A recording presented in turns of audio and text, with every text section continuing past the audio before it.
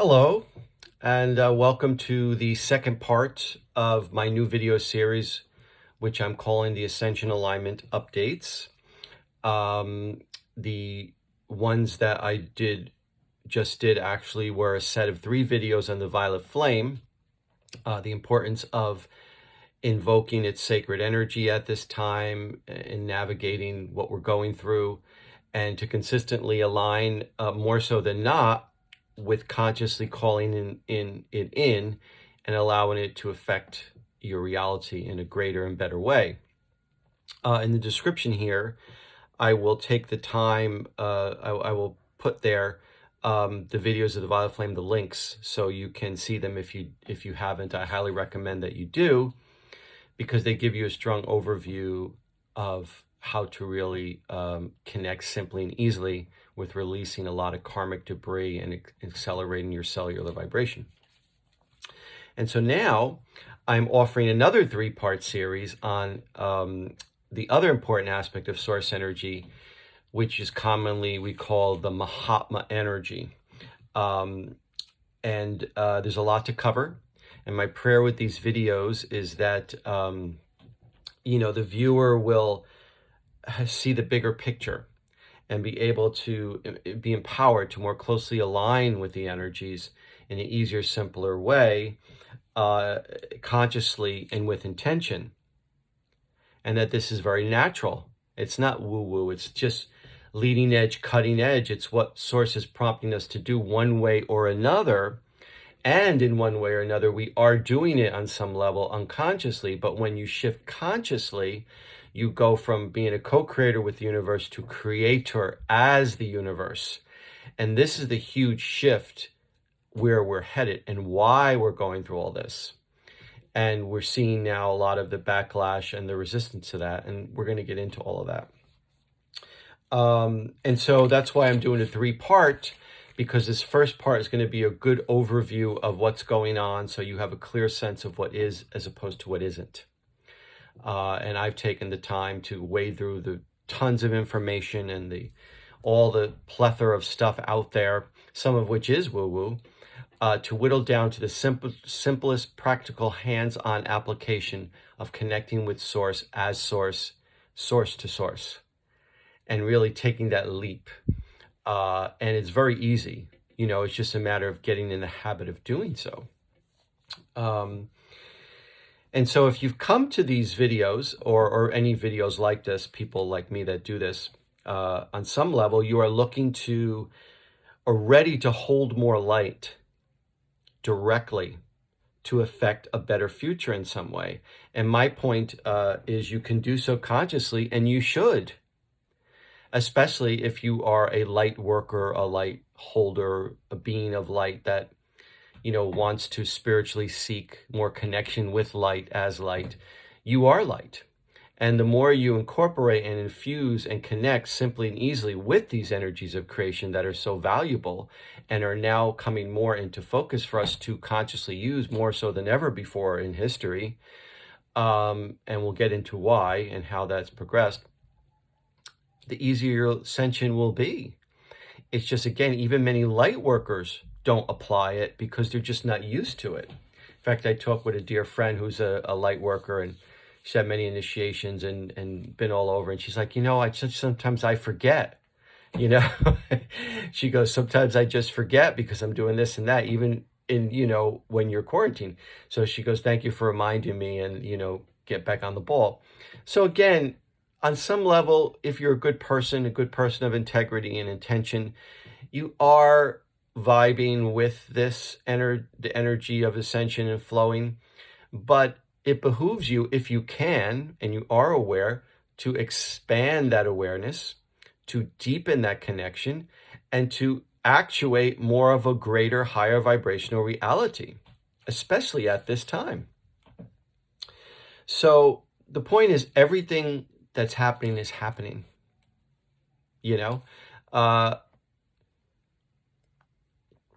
and the universe, as the ascension process is unfolding, interestingly enough, is what? It's putting us in this spiritual pressure cooker of quarantine.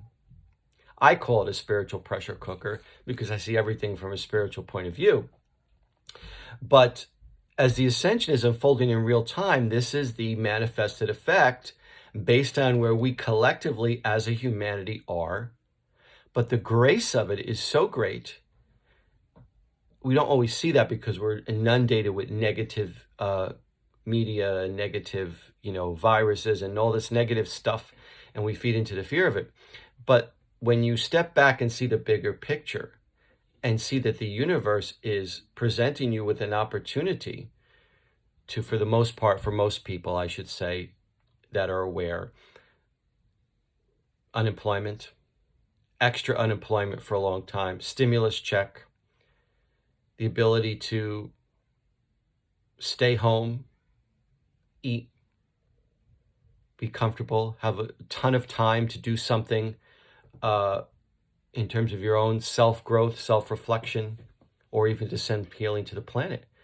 And it also is bringing up, yes, it brings up if you're within a relationship, it might bring up negative issues, God forbid, domestic violence level, or if you're the family issues come up. But if your karma is to be alone, live alone, say like myself, and you are a spiritual seeker, whether you're professional or not, you have a unique grace and opportunity at this time to maximize your ability to hold light in some way instead of just watching Steve Austin, Jean-Claude Van Damme action movies.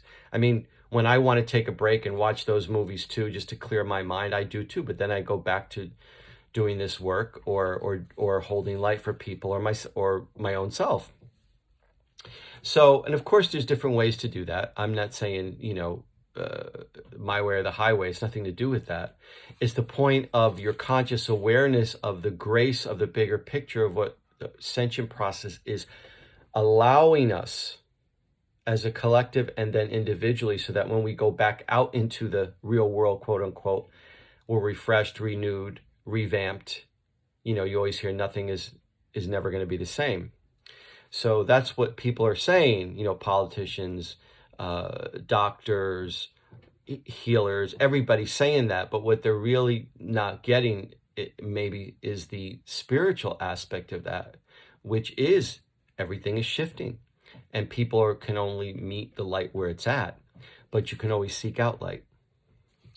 So I'll explain, why all this is going on and how all that this is going on spiritually is mirroring and affects the physical so that we can best navigate that. Because when you're living something and you're in something, you can't always see objectively. Even myself, when I was having symptoms, oh my God, do I have the virus? Am I going to die? Blah, blah, blah, blah. Things come up. But the point is, I had a choice to either freak out because I was short of breath, or I called in more energy and deal with it and then take some extra vitamin D3 on top of it. So, which is what I did. And thankfully, so I've only had mild symptoms. I don't even know if I have it. I just know I've had shortness of breath was my particular symptom, if you will. But other than that, my temperature's been perfectly fine. I'm fine.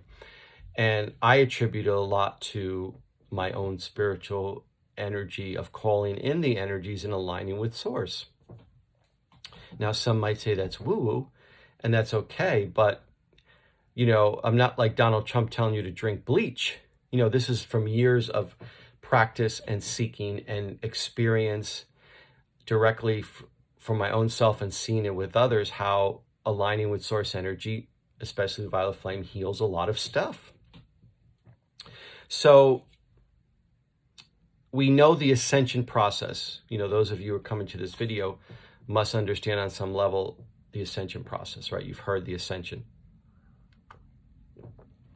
And it's that understanding that most or all of humanity will come to hold unconditional love and light as much as possible, more consistently, et cetera, which is really at the end of the day what it is all about.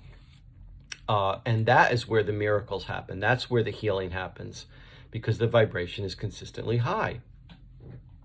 So you can go about, as I said, you can go about your business as usual.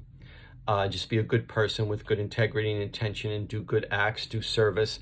and the energy will flow through you. You'll find a way, your heart will open, etc., etc. Or you can do what Source is requiring all of us to do by putting us in this pressure cooker, is to learn to step up to taking 100% responsibility for creating our reality. Before, we used to be co-creator status. You always heard, oh, I'm a co-creator with the universe in the New Age circles in the 80s and the 90s and all that. Now you're hearing teachers say, you are 100% responsible for the reality you create. You are the creator. You are God. You are Source, which of course is something religion always tries to tear down because they want to, control us through giving them money and giving them, they have the power. And, it's the old way. The new way is you are Source. And that's why all these people are being threatened that are whistleblowing a lot of stuff, because they are exposing that old paradigm for what it is. It's nonsense. So as we're creatures of habit, we need continual prompting out of one habit into another, right? And so if you stick with me, I will assist you in making great change positively in the easiest possible way you possibly can. The effort required is little, but the consistency of it is what is important. The regularity of the practice for yourself, 5 minutes a day, 10 minutes a day, whatever you can, over time is what inures your system and allows your system to fully, embody ultimately your light body, your crystalline body of light. It's like, Esther Hicks. I always told you guys, people have heard me talk, know that I consider her the greatest channel on the planet. But when you really analyze what Esther Hicks has done over the last 30 or so years, whatever, she said the same goddamn thing over and over again. And people still need to hear it because what she's proposing, or Abraham is saying through her, obviously, she's channeling. And people go to see her continually, even they hear the same thing over and over for the energy and to get the healing and the connection, obviously. But people need to get it in their craw. It takes a while. That if you focus on what you don't want, that's what the hell you're going to create. If you focus and shift what you do want, that's what you're going to create. And so there's no two ways around it. And the law of attraction is universal. It's non-judgmental, it's impartial, but it's also absolute. It is the divine plan unfolding. And so as you become more out of negativity and self-doubt and low self-worth and negative thinking, and you've heard we think 66,000 thoughts a day and 90% of them are negative until we shift out of that, because that's how we were trained. And that takes a long time to get out of. But when you incorporate the energies more frequently, that bypasses even all the exercise you can do to enhance your law of attraction ability, which is a mental, sort of a mental application, spiritual application. But to physically, emotionally embody the energy of creation, which you are, and to hold that space within yourself consciously, that automatically rejuvenates you cellularly, heals you, accelerates, especially with the Mahatma, your Ascension process. And so it allows the negative thoughts to subside a lot easier, which then in turn helps you create a positive thought frame, which then in turn moves the law of attraction into motion. So what I'm saying is energy first. The law of attraction says thought first, but really it's the energy. And it's like Esther Hicks says, it's not what you're thinking, it's the feeling behind the thinking, right? It's the energy. So this simple application that I'm offering in my work and how is a lifetime of whittling everything down to the simplest application. It's not a technique that's better than somebody else's. It's not something you have to invest a lot of initiation and energy and time and money in. It's just simply being aware of, stay simple, be still, know you are God, call in the energy, hold it, allow it to fill you up like a battery, and then go about your business. And over time, but if you don't do that, what happens is sometimes you have good days, sometimes you have bad days. You go along with the flow, and you become just part of the mass. You still teeter on the mass unconsciousness, which is still out there. But if you're any kind of spiritual seeker of light, you want to shift into more of a active role of allowing and enhancing and disseminating light. And it's the easiest, simple way to do it. Why make it harder? Why all these long, extended rituals? That's the old way, because we needed to do that. And I explain a lot more about that in the Violet Flame video series. So I'm not going to go over that again now. Just know that you don't have to do that anymore. Simply, I am presence, please be present, and seeing white light come into you and holding that for a while. If you did just that and nothing else, your life is going to change immeasurably if you do it consistently over time. So just like Esther Hicks has to keep repeating that message over and over again because people still don't get it. No matter how many times people come up to her hot seat and present their self, they're talking from their ego, she cuts it right down, Abraham, and goes right. They still need that. People are, because we're in that space where everything's changing. So of course the ego wants to stay alive and its job is to tear us down. Our job is to master the ego. So there's a total level of compassion. But again, what I'm proposing is calling the energies first before you do anything, bypasses and immediately source to source consciously in the moment, in your intention, in that instant. Because we are in the space of ascension and we can do that now, because the vibration of the planet is much higher than it used to be centuries ago, even decades ago, you automatically enhance the ability to move forward in a way you didn't before. Just that we're not used to believing that's possible. Remember, as Marianne Williamson says, a miracle is a shift in perception. Moses believes he can part the Red Sea, then he parts. He doesn't part it and say, oh, well, I believe I can part the Red Sea. The belief is there. The perception is there. Source is with him, and then the sea is parted. He's given that example. So I just wanted to, before we continue, to go in sort of an overview again, because I think it's important, of the energies of creation. So we have source energy. We talked about the ascension. We talk about, God, heaven, source, ascending, coming into light, whatever. What do we mean? Well, of course, we mean all that is, most effulgent, most divine, most perfect, etc. Before, and even now, so many people believe we have to wait till we die, or we did have to wait till we die back then, but people still have that karmic memory that hasn't healed and shifted, which is why people are still attached so much to religion. But we don't need that anymore. We are here. You're right there. You just have to step into it, or step up, as it were. So we have source. We say source, undifferentiated source. You hear that a lot if you're in New Age circles. What does undifferentiated source means? All that is God. There's no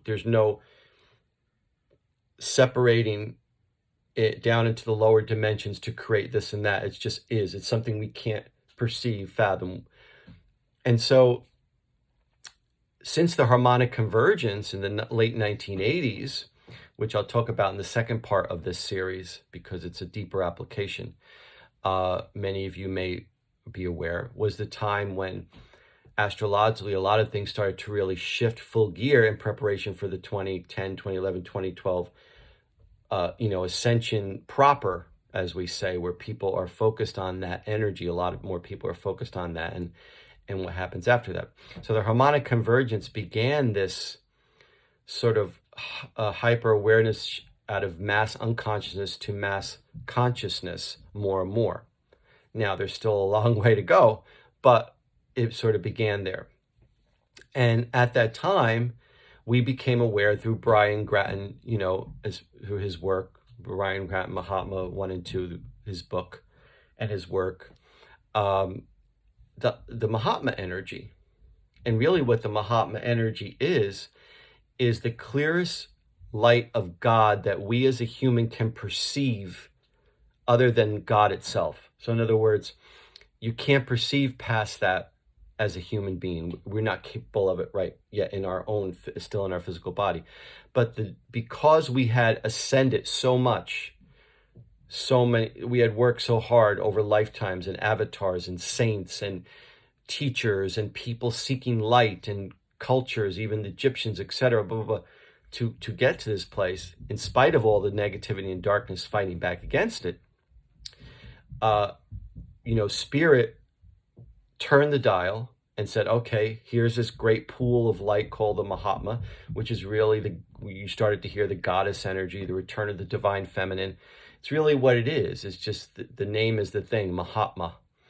And it invokes the experience more consciously in intention, just like when you say Om, sound of the universe, you connect. It's the same thing.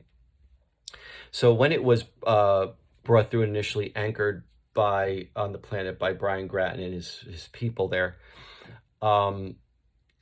we started to become aware that we had this experience. Now, people unconsciously did it like, they started being the goddess energy and the divine feminine, blah, blah, blah. But there were light workers who directly connected and applied it, which is what we're going to talk about in these video series. And it's just growing and growing and expanding. And the more you grow and expand with it, the more stronger it is. And by the way, the more you invoke the Mahatma, the better it is for the planet. And we're going to get into that too. So you have the Mahatma, which is a extreme, what's called a divine dispensation, a grace of our being able to recognize source more fully and thus expand in consciousness and allow more source in, which we weren't ready for before. People were always reaching for it, Atlantis, Lemuria, the Egyptians, but we are now allowed to do it. And again, even some light workers still aren't fully aware of that or taking advantage of that opportunity. And so that's why schlub like myself, for some reason they chose me to do this work, is getting out there and saying, come on, share, snap out of it. Use this Mahatma, call on the Mahatma, call on the violet flame. Make it work, people. Like Tim Gudd, So it's okay. You can do it. It's your divine birthright. It's your divine mandate. You are the Mahatma. It's not separate from you. It's yours to call. And so that's the huge aspect of source energy that we connect with now, and we can connect with more consciously, right? Undergirding and surrounding all that, which has been around for a long time, obviously, it's always been there, but in awareness is the violet flame. And the violet flame, as we went through in the last series of videos, and you may know from your own study, is that aspect of source energy which is continually transmuting karma and continually thus raising cellular vibration, working through the effects of duality. And that's why it's very important to call upon, and I'll explain a little more later on why, particularly at this time. So you have that, and then what do you have from that? You have, as source differentiates, you have the divine rays of creation. Now, the divine rays of creation are mirrored in the physical by light, physical light. We see the physical spectrum of light. You see the rainbow. You see the colors, red, blue, yellow, green, orange, indigo, violet. Well, it's the same thing in spirit. It's a mirror of what's in spirit. And so there's streams of consciousness of source that differentiate now as we come into the lower dimensions, creating everything and anything around us. You, the rock, the stone, the book, the light above me, ideas, art, everything and anything comes from the energies of creation. So, and is the energy of creation, and each ray has its own mandate and its own stream of creation that creates that. And so we can connect with different parts of that at different times when we need that to balance that out or to enhance that within us. And we come through that. For instance, I'm from the blue ray. Most healers are from the blue ray. And most sports athletes, business people say come through the red ray, et cetera, et cetera. And these are called the primary rays, obviously. And everything is created from them. Now, they're there. They're always there. They're always creating everything. They're in everything. They're of everything. But again, as you consciously align with it, more and more, you become more connected with that experience and move forward and open more fruitfully, even to the minute mundane point. If you want to wear a red power tie, you want to have that first red ray courageous energy. So people wear a red power tie. They don't wear a blue power tie. They wear a blue, which is the ray of love. They paint the room blue, peaceful, deep blue sea. When the light bulb goes off yellow, it's clarity, the ray of divine clarity. So even in that sense, in a small mundane sense, all the way to higher concepts, all the way to creation, the divine ray we connect with it.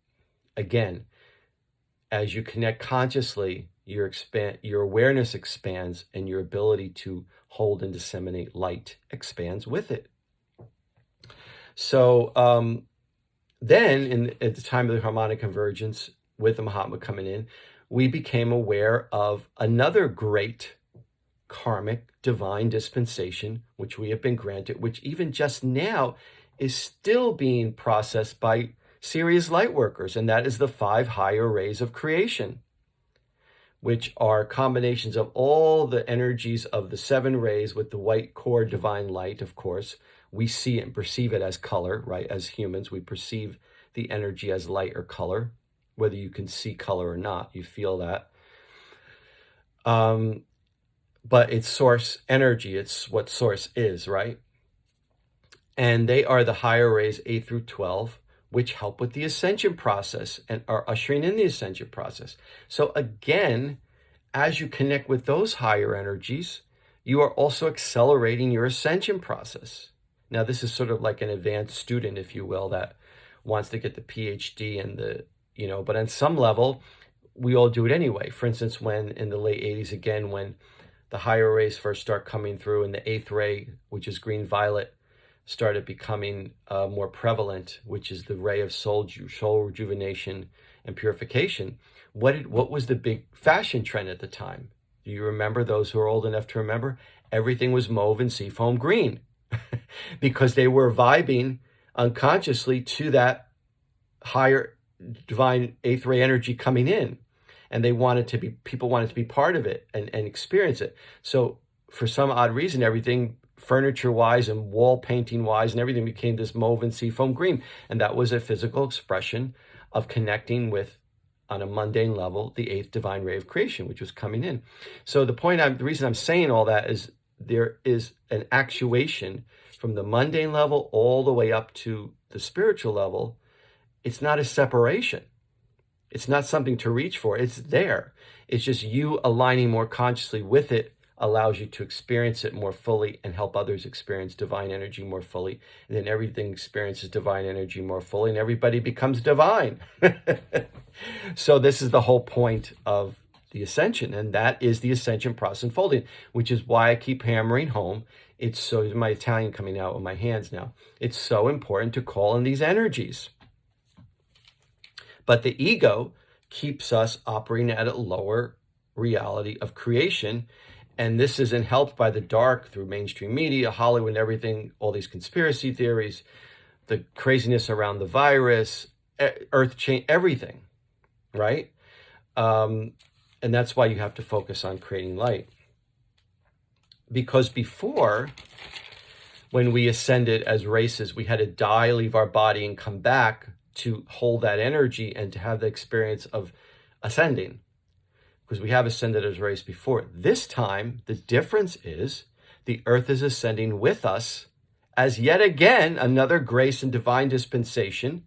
Can I get a witness? Because I feel like I preach sometimes because it's so miraculous and people just aren't getting it. The earth is ascending with us to support us in staying in our body while we are ascending and holding the crystalline body of light, with the light body, which is the 10th ray, eventually. And that's why you're going through all these ascension symptoms, because slowly and surely, depending on how much light you're holding, your body is changing, you are transforming. And sometimes it's painful and weird while it's happening. Me too, I go through a tremendous amount of bodily change symptoms. But it's all part of the process that you signed up for anyway, right? So the point is, when you call on the energy, it actually eases it. It's like putting a salve on the wound and allowing the energy to be there instead of resisting or fighting it, because the pain and the all that is really from some internal resistance of wanting to hold and stay in the lower cellular energies and karmic memories and patterns, whether it's sexual, whether it's whatever it is, you know what I mean? And this is part of being human. This is part of the process of shedding. And there's no right or wrong. There's no rule. There's no force or push, but there is the sense that if you do as much as you can do, it only adds to the effulgence of light instead of detract from it, and only helps you instead of hurting you in the long run. And it's like anything else, the more you build up the tolerance to withstand, the more you can. Maybe you can only start running, if you're a runner, 5-10 minutes a day or half a mile. Then you build up to 3/4 of a mile, then a mile, then you're running 5 miles, then you're doing the Boston Marathon 21 miles. But it doesn't happen overnight. It's the same kind of thing.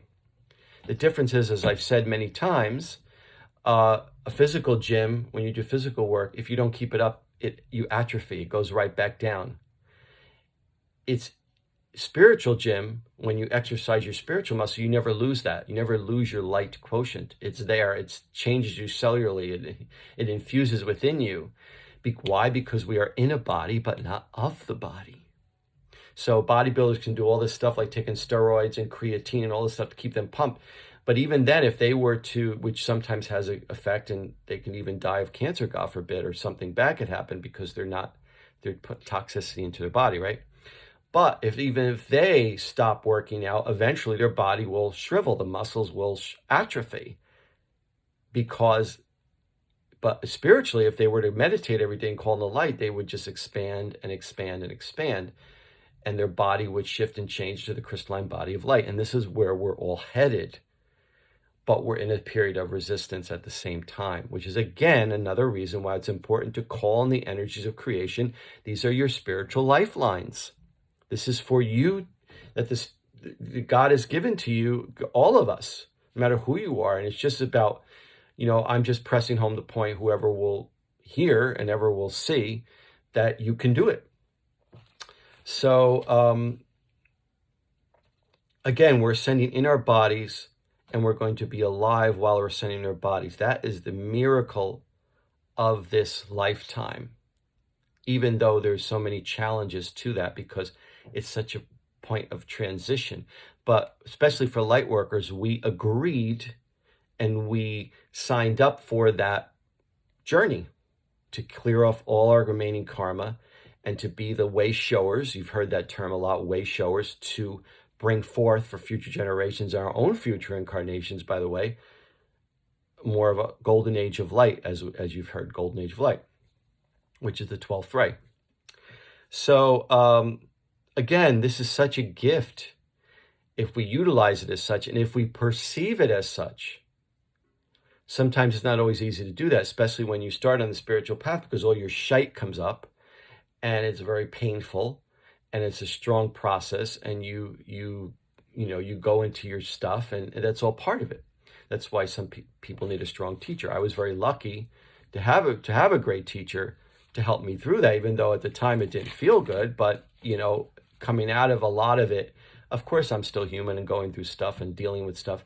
But oh my God, let me tell you, since working so strongly with the energies, I get through things so much easier. I process things so much better, even things that are extremely painful.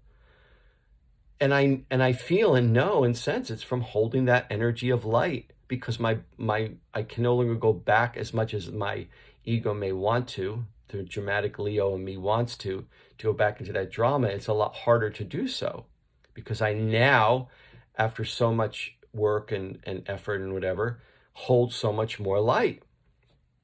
And I, of course, like anybody else, I still have a long way to go too. So again, it's like Esther Hicks says, even with the law of attraction, you're never going to get to your destination, in your body in this lifetime. So enjoy the journey. And it's the same thing. It's about letting go and unfolding. And so again, I go back to when I call in the energies, I'm just flowing with source more consciously, and it feels better. And that's why I'm trying to get people to understand.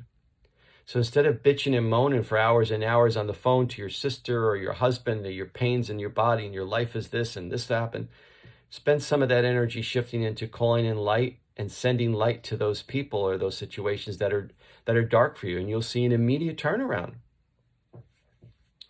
So again, you can either see the glass half full, which is a good outcome, or the glass half empty, which is a not so good outcome.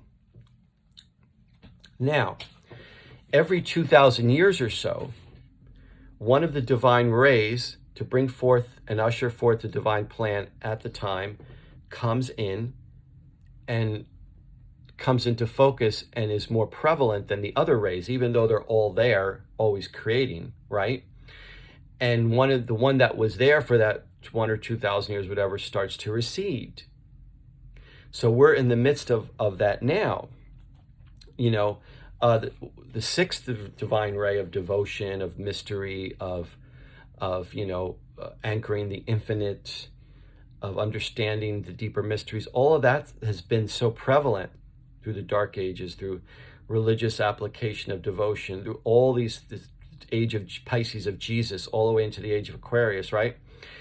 And the last 200 years or so has been receding as the seventh divine ray, which is the dawning of the ushering of the New Age. That's why we heard a lot of New Age, which houses the violet flame, which Saint Germain is so prevalent in bringing forth. The Master, Ascendant Master Saint Germain, has been coming into focus. And so it's to help bring us in through this fourth dimensional reality, because as the planet ascends and we ascend more and more, we go from that 3D into the fourth dimensional reality where duality is sharpened, which is again why we see a lot of chaos until we let go fully and go into the fifth dimension, which is unconditional love. And that's where the point I'm trying to make is that period of 200 or so years where one ray recedes and the other comes into focus, there's a lot of chaos, as you can imagine, because all that was created, all that was attached to that is now being lifted, and the ego is through, no, you can't take away my toys, you can't take away my patterns, you can't take away what I believe, as Mr. Hicks says again, a belief is just a thought you continue to think. And as the new energy comes in and people fight it, oh, this is New Age, this is liberal nonsense, this is, poppycock, woo-woo. It's the resistance to all the new energies coming in. And so the point is we are smack dab in that period. And that's why you see all this chaos and all this seeming craziness with the political stuff is just so crazy. And the religious stuff and the earth changes and everything, because the earth is ascending with us. So all of this is going on. So I don't want you to think that just because a lot of bad, quote unquote, is going on, that a lot of good isn't happening as well. Again, it behooves light workers, and it's a mandate of light workers to simply and easily call in the energies, anchor the energies more and more into yourself, into the earth, into your loved ones, whatever, and therefore bypass all the dark's influence, because the only way to do it. Because why? It's not manipulative. It's source coming through to source. Source is non-manipulative. We manipulate situations and people and try to force things, even if we have good intentions, whether it's healing or whatever, or you want people to change, a mother wanting her son to get married, whatever it is, So source coming in cuts through all that bullshit and the fat, and the dark just dissolves, because light dispels darkness. So I just want people to get what I'm saying and start to see the miracle, the divine plan unfolding in real time. Even though it's not all bells and whistles, it actually is happening. And the dark is going to do everything it can, the ego, to fight to the death. It's going to do everything it can. Like my teacher says, poor thing, it's doing everything it can to survive, but it can't. So it's ratcheting up. And that's why you see through all the crazy political stuff, all through the crazy religious stuff, the child abuse and sacrifice and torture, that you hear about, the earth change, the animal abuse, all of it is just ratcheting up to get us to stay in a space of despair and negativity and, feeling nothing's ever going to change. In the meantime, things are changing. And this is why Sai Baba always preached equanimity in his students, meaning whether your husband dies or you win $1 million, it's the same reaction. Because that neutrality, that compassionate detachment is the only way to shift, to start to shift. Because if not, you're stuck in fear about what's going on, whether it's in yourself or in the world.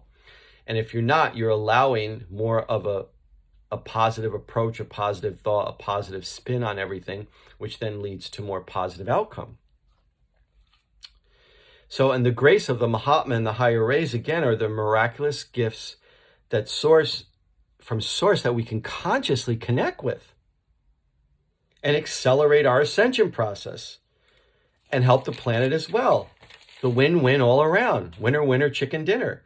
And it amazes me that even in my own spiritual circles and people that I know, they don't deal with it. They may talk about it, they may read about it a little. Oh yeah, I know. Oh yeah, I should call it in. Yes, you should call it in. So, to that point, I want to make a disclaimer. When I started this work, I got attacked a lot, obviously, because it was new age. It was new cutting edge, leading edge. And even light workers would say, oh, well, the Mahatma's already anchored. What are you doing? You don't have to anchor the Mahatma. The violet flame's already there. You don't have to, and what are you doing all this stuff for?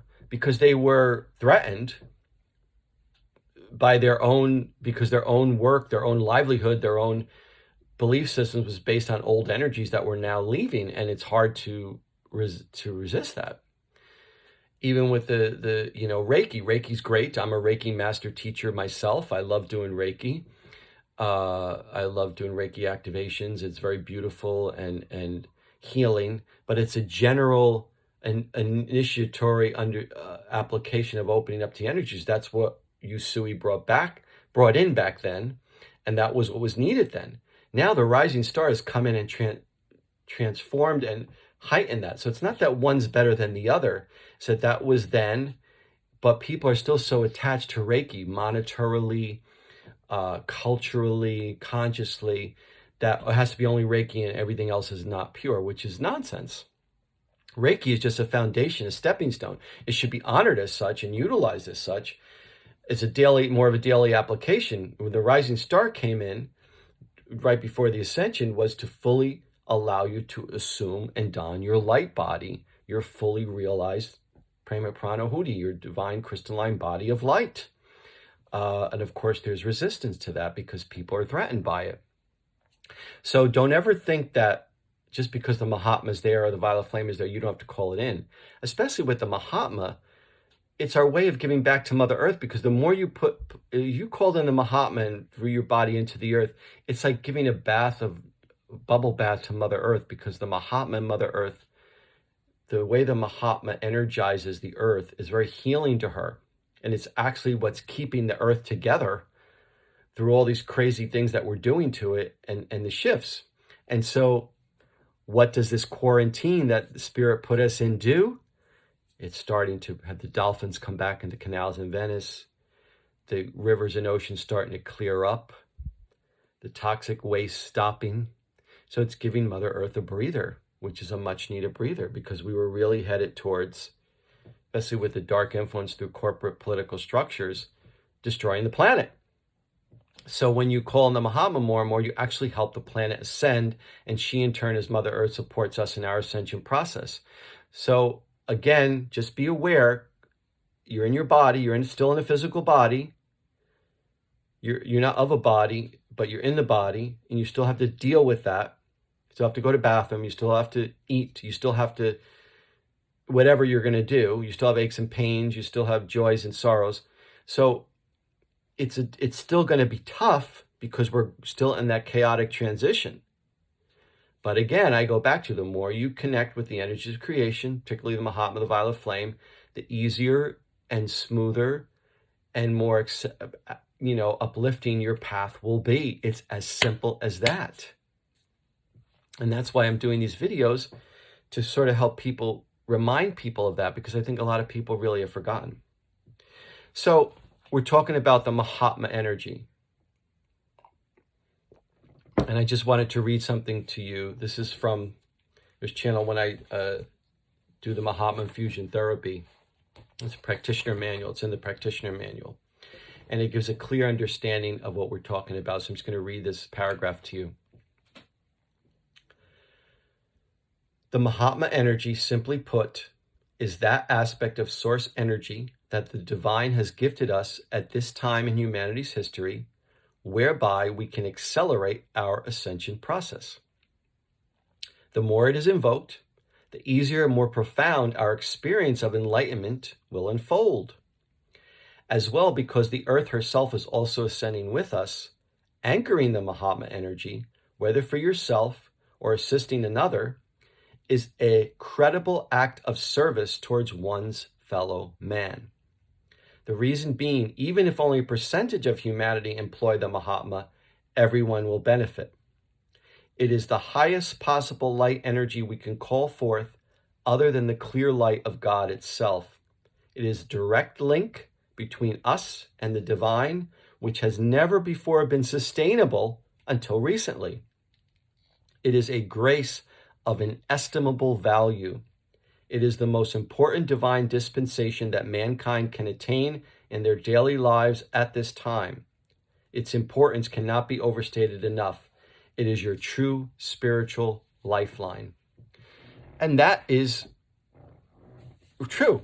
That was channeled through Wamis, who is a very high ascended master, which many people don't know about, but he's very high vibrational ascended being. So why wouldn't you? If you believe all that, if you believe half of all of that, if you have some rudimentary understanding, those of you who've been in my workshops or have been with me for years, you've experienced directly yourself sitting there. It wasn't anything I did. We all called it in together, and you experienced it just as much as the next person. You can't make that stuff up. The music might have helped, my voice might have helped gotten you in that space, but you allowed it, right? And those of you at home can do the same thing, you know? And now when we're in this pressure cooker, quote unquote, of trying to readjust ourselves spiritually, why wouldn't you want to spend 5 minutes and connect with source energy when you can do it so easily? For me, I'm like in the candy store. Now, I hold a lot of energy for other people and the work and etc., so it's a little different. But it's even easier for you if you're just sitting there. And again, anyone and everyone is allowed, is encouraged, and should and could do it. Doesn't matter if you're an avatar, a priest, a janitor, a nurse, a nun. Imagine if you're a nurse and you're going into a COVID ward and you're aware consciously for 5-10 minutes before you go into your day to call on the Mahatma Violet Flame to protect you and to help you heal and protect your patients. And then you go and do your work. And you do that every day. Imagine the difference. And if you just go in with fear and, oh my God, my mask going to slip? Am I going to get the disease? Am I going to give it to somebody? And we're going to get the mask and the PPE, see the difference? But again, it's not just a law of attraction mental switch to create a positive reality. It's that added application of source energy directly impacting. But again, there's the fear coming up. Oh, that's crazy. The virus is going to kill all of us. We're all going to get it. But all the stuff is still there undergirding that. Plus the reality is in the face that especially these patients, a lot of them don't have, the reason a lot of them are older too is they don't have the capacity to allow that consciousness. They're not engendered of it. Their generation was very limited and, religious oriented, etc. The reason why a lot of children don't get it is because a lot of the children coming in now are high vibrational. Some are getting it to hold, they're taking on stuff for us, for humanity, and that's their karma, unfortunately. But a lot of kids aren't getting it because they're pure and high vibrational. And the more we ascend, the higher the vibrational these children are coming in. You see it on these talent shows where a 5-year-old gets up and sings like an 80-year-old woman and wows the house down with total confidence. It's just another miraculous example. That's beyond talent. There's a consciousness that of these children coming in that's higher, so it prevents them from taking on the disease. So this leads me to an important point. This whole thing with the conspiracy theory nonsense. Now, I follow David Icke because a lot of what he said is true. And I myself, for a little bit of time, got into, oh my God, look what they're doing. Look what Bill Gates is doing. Fauci is corrupt, this and that. Nothing's what it seems. It pisses me off that people still believe Hillary's turning into a lizard and eating babies in a pizza parlor basement. It's just ridiculous on the face of it when she's doing children's books in Chappaquoddick with her daughter and her granddaughter. So, but people actually believe this. There's videos online of people truly believing that Michelle Obama is really a man. His name is Michael, and they go to great lengths in these videos to prove it by drawing diagrams that her shoulders are too broad. I mean, it's just nonsense. It's crazy. But what I've noticed is people that want to believe what they want to believe, they pick and choose that research. They call, oh, I've done research, when they just saw a few books or videos and they say, oh, I've done research. Let me tell you what research is. Looking at everything, reading everything, and then making an assessment based on a pattern over time of what is really actually happened, which I've done a lot with, ancient alien theory and moon landing and stuff. Doing a couple videos and saying, oh, see, I agree with them. They debunked it and I agree, is not doing research. And it's just you're reinforcing your belief, so you believe it, which is fine. But what's happening is I've noticed, especially people who are light workers, are spreading all this stuff around. And what they're doing is they're actually generating the dark's purpose. They think they're helping, but you're actually not. And I just have to call you out on it lovingly. I love a lot of you, but I had to cut it out. I even blocked some people on Facebook and I cut it out myself. I will not spread or share any kind of conspiracy theory video, even if I believe it to be true, because something snapped in me and said, wait a minute, you got to practice what you preach. You got to put this on hold and you just got to focus on light, because at the end of the day, there's nothing I can do about it. There's this false video circulating of John Podesta torturing a child in a basement and you can't see anything. And of course the video, you could tell the video is obviously fake. And people really believe it because they just see this video on YouTube. And I could tell the video is fake. I know it is, but you can't convince people, so what do? They spread it around and people still think that. And it just serves the dark's purpose when the real perpetrators are getting away with real murder. At the same time, things are being exposed. So there's a lot of misinformation. And the misinformation is part of the dark's way of keeping you down because you don't know what the fuck to believe, right? So what I'm saying is there's nothing you can do about it. There's nothing I would rather do than to go save every single child that's being abused or tortured. I don't know where they are. I can't get to them. I don't know how I'm going to be able to do that. But what I know I can do is send light to help all the children of the world. I can hold more light to bring more light in so that that gets exposed and one more child gets saved by somebody whose karma it is to actually save those children. And there are a lot of children being saved. But the point is that you as a light worker you can read it, you can look at it, you can digest it, you can see if you believe it or not, and send light to it. Putting it around your Facebook and your Instagram and promoting it and worrying about it and fearing about it, what is that going to do? You're better off spending your energy calling in light. And so I just wanted to say that because it's one thing for people who aren't conscious to do that. This whole thing with vaccines bugs me out too. I don't want to get a vaccine, but I'm not going to freak out over it. These murder hornets now is another thing, which is silly because they've been around forever in the United States. And all of a sudden they're going to be like a horror movie and kill everybody. I mean, it's just one thing after the other. They're only going to keep ratcheting up in the dark until enough of us say no more, right? And so my encouragement to you as a being of light is don't feed into it. And this is what many spiritual teachers and healers say anyway. Don't feed into the darkness. Don't feed into that. In other words, don't share it. You could read it. You don't know if it's real. How do you know if that's real? A lot of stuff that's out there is not real and it looks real, both on mainstream media and conspiracy theories on YouTube. People make fun of YouTube, but there's a lot of great stuff on YouTube and there's a lot of horrible misinformation going around on mainstream media, but people buy it. So you can't believe anything. The point is, it's going to happen. This is all part of the divine plan unfolding. And if you focus on it, you are contributing to it. You are actually making it happen more. You are perpetuating it. You are serving the dark when you do it, whether you believe it or not, or like it or not.